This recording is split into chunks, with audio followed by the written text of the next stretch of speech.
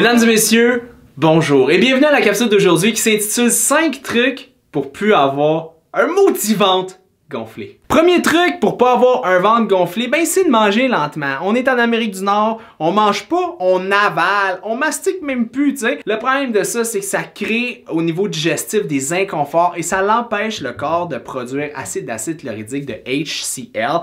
Ce qui se passe avec ça, c'est qu'on dégrade moins ce qu'on mange et donc on gonfle plus facilement et c'est la première erreur à ne pas faire. Vous le savez, vous avez peut-être déjà mangé en voiture, mangé devant la télé, mangé debout. Après, vous vous sentez souvent gonflé, vous avez des rapports, vous avez un petit peu comme ça remonte un petit peu. Pourquoi? Parce que vous n'avez pas produit assez d'acide chlorhydrique, parce que vous n'avez pas pris le temps de bien mastiquer et mélanger la nourriture avec votre salive. Hey Stéphane, j'ai lu sur internet que c'était bon de manger beaucoup de brocoli. Ah ouais, moi ça me fait gonfler. Moi aussi, mais j'ai lu sur internet que c'était bon de manger beaucoup. Vous comprenez? Le problème en 2018, là, puis en 2019, c'est que les gens lisent quelque chose et font seulement ce qu'ils lisent. Ils mangent un aliment, parfois ils deviennent gonflés comme une femme enceinte prête à accoucher, mais ils continuent à manger l'aliment parce qu'ils ont lu que c'était bon. Hey, si tu manges tout le temps la même affaire puis ça te fait gonfler, arrête de le manger. On appelle ça des intolérances alimentaires.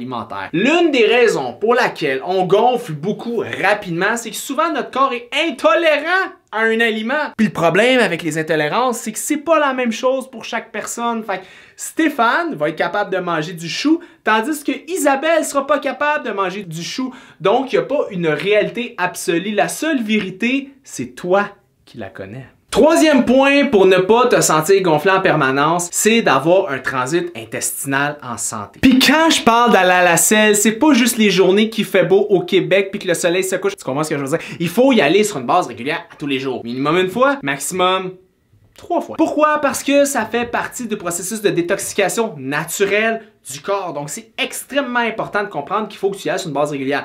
Lorsque tu es stressé, ça va ralentir le péristaltisme de l'intestin. Ouh, mot savant, juste pour dire l'espèce de mouvement que le corps fait pour évacuer. Deuxième des choses, il faut que tu apprennes à être relax, respire, ok? Les gens, on respire plus. Pourquoi les gens aiment fumer des cigarettes?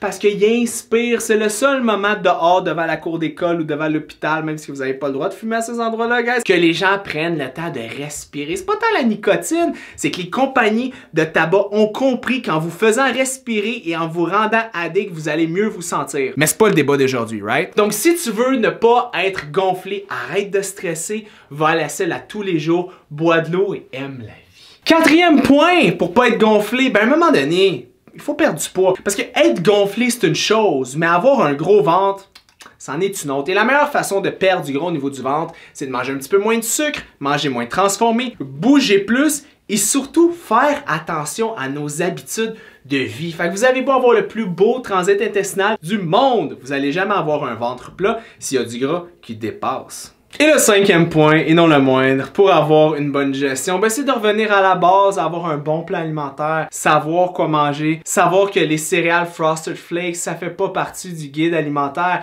c'est de savoir quoi se mettre dans la bouche. Et qui de mieux que des consultants FD Fitness, moi ou l'ensemble des gens qui travaillent pour FD Fitness pour vous aider à atteindre vos objectifs. On est formé pour ça, on travaille là-dessus depuis plusieurs années et on est là pour vous aider. C'est simple, rendez-vous sur fdfitness.ca, contactez-nous et laissez-nous prendre soin de vous.